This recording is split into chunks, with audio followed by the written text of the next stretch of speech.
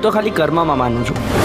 કાના તારી દ્વારિકા દિલમાં વસી ગઈ, હું તો મારા વાલીડા તમારી બની ગઈ.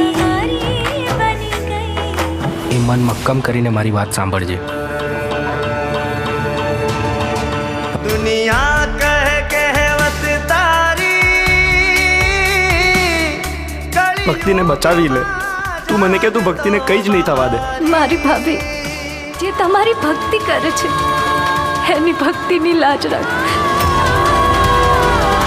યશ, હવે તમારે આ બીજ ભરવા રણુજા જવું પડશે અને આપણી માંદા પૂરી કરવી પડશે. ભક્તિ તું પ્લીઝ બંધ કર. શું દર વખતે રામાપીર કરે છે? તારા રામાપીર તારી સાથે હોત તો તારી આ હાલત હોત. એક વાત પૂછું, બટ તમે અચાનક આવ્યા ક્યાંથી? કેમ? તે ભગવાનને યાદ કર્યા હતા ને? તો રામાધણી એના ભક્તોની મદદ કરવા માટે કોઈ પણ સ્વરૂપે પહોંચી જાય છે. વેલાયા વજો મારા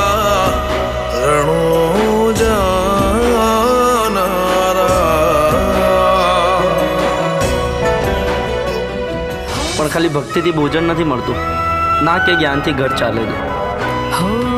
ભોજન ફક્ત શરીર માટે હોય છે દીકરા, મારા ચિતડાના ચોર, જ્યારે ભક્તિ આત્મા માટે હોય છે. જોને તૂટશે યાદો, હો હર ઘરમાં આજે ખુશીઓનો શોર. કેમ જશે જિંદગી તારા વિના બો. પણ હું તને વચન આપું છું, જો આ દુનિયામાં નહીં રહું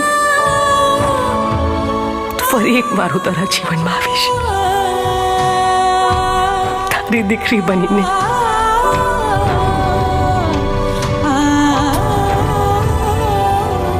માણસના જીવનમાં દુઃખ આવે તો એ દુઃખ પહાડ જેવું લાગે છે.